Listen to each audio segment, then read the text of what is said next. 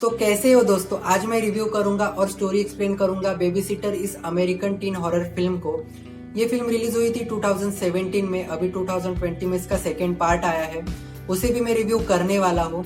फिलहाल इस film series के पहले पार्ट का मैं यहाँ पर रिव्यू करूंगा और स्टोरी एक्सप्लेन करूंगा इस वीडियो में। तो चलिए दोस्तों स्टार्ट करते हैं। फिल्म का डायरेक्शन किया है MCG ने, ये उनका शॉर्ट नेम है शायद। फिल्म की स्टारकास्ट है Judah Lewis, Emily Alyn Lind, Robert Amell, Andrew Bachelor, Hana Mae Lee, Annabelle थॉर्ने और समायरा वीविंग। अब बात करते हैं दोस्तों स्टोरी के बारे में। फिल्म की कहानी है स्कूल जाने वाले कोल नाम के लड़के की, जिसकी एक बेबी सिटर है जिसका नाम है बी। इस उम्र में भी कोल की एक बेबी सिटर है इसलिए, और कोल बहुत ही अंडर कॉन्फिडेंट है, इस वजह से कोल को उसके स्कूल वाले और आस पड़ोस वाले फ्रेंड बहुत बुली करते हैं, जिनसे बी कोल को हमेशा बचाती है। कोल की स्कूल में एक बेस्ट फ्रेंड है जो उसे हमेशा सपोर्ट करती है और वो उसे मन ही मन में पसंद भी करती है, जिसका नाम है मिलेनी। एक दिन कोल के पेरेंट्स किसी काम से घर के बाहर जाते हैं और वो उस रात होटल में ही ठहरने वाले होते हैं। उस रात घर पर कोल और बी अकेले होते हैं। फिर वो दोनों पार्टी करते हैं और वो दोनों ड्रिंक भी पीते हैं। लेकिन कोल यहाँ पर ड्रिंक नहीं पीता है क्योंकि उसे बी पर नजर रखनी होती है कि वो सोने के बाद रात को बी अकेली घर पर क्या करती है। ऐसा करने के लिए उसे मिलेनी ने कहा होता है। फिर पार्टी करने के बाद कोल अपने रूम में सोने के लिए चला जाता है।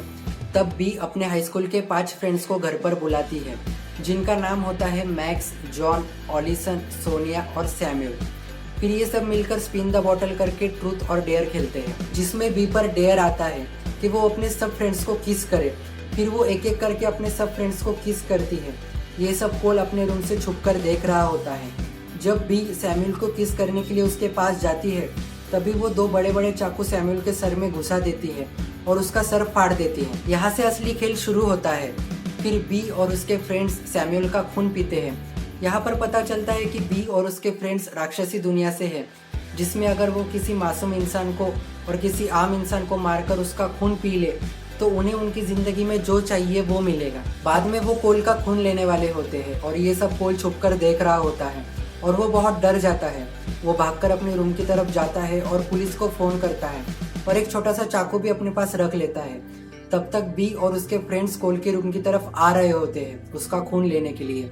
फिर कोल सोने का नाटक करता है। बी और उसके फ्रेंड्स कोल का खून लेकर उसके रूम से चले जाते हैं। उनके जाने के बाद कोल उठता है और उस रूम से भागने की कोशिश करता है, पर बी वही उसी रूम में छुपी हुई होती है।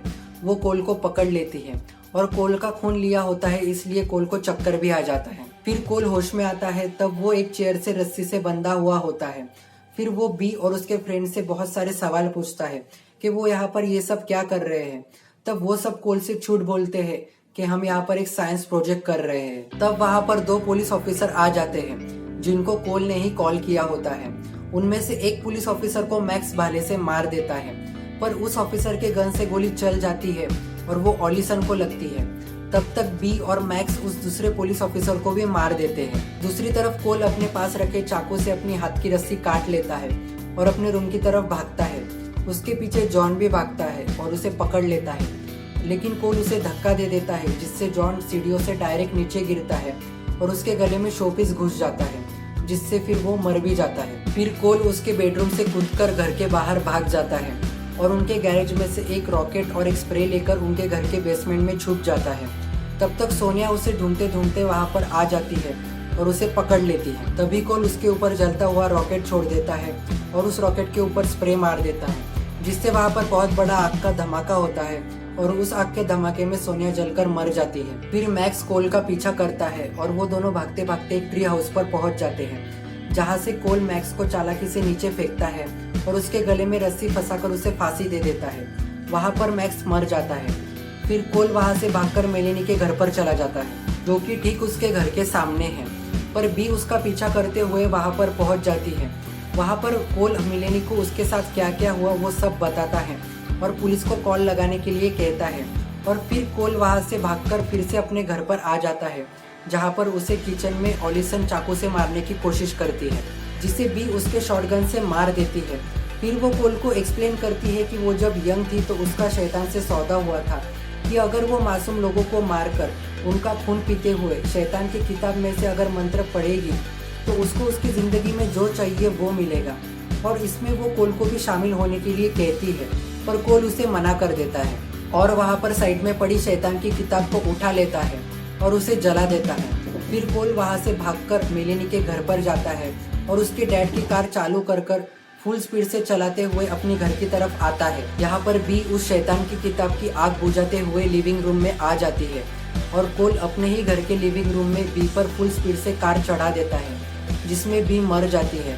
पर बी मरने से पहले उन दोनों में बहुत इमोशनल बातें होती है। ये सब खत्म होने के बाद वहाँ पर पुलिस और फायर ब्रिगेड पहुंच जाती है। थोड़ी देर बाद कोल के पेरेंट्स भी वहाँ पर आ जाते हैं। तब कोल उनसे कहता है कि अब उसे किसी बेबी सिटर की जरूरत नहीं है और यहाँ पर फिल्म खत्म हो जाती है। पर फिल्म के एंड में हमें एक अलग ही कोल दिखाई देता है, जो कि बहुत बहादुर है और बहुत ही कॉन्फिडेंट है।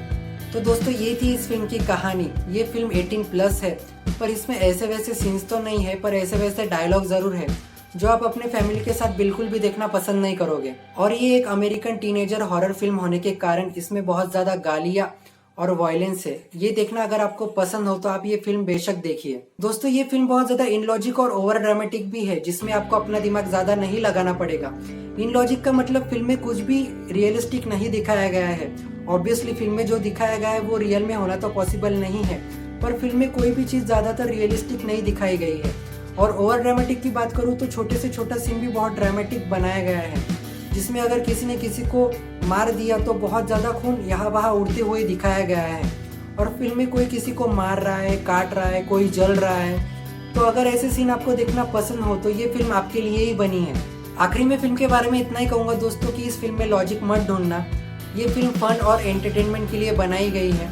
अगर आप टाइम पास के लिए किसी एडवेंचर फिल्म को देखना चाहते हो जिसमें हॉरर और कॉमेडी का भी एलिमेंट हो, तो ये फिल्म मैं आपको हाईली रिकमेंड करता हूँ। इसे जाइए, देखिए, आपको बहुत ज़्यादा एंटरटेनमेंट मिलेगा और आप एंजॉय भी करोगे। तो दोस्तों, ये था मेरा रिव्यू और story explanation film baby sitter का।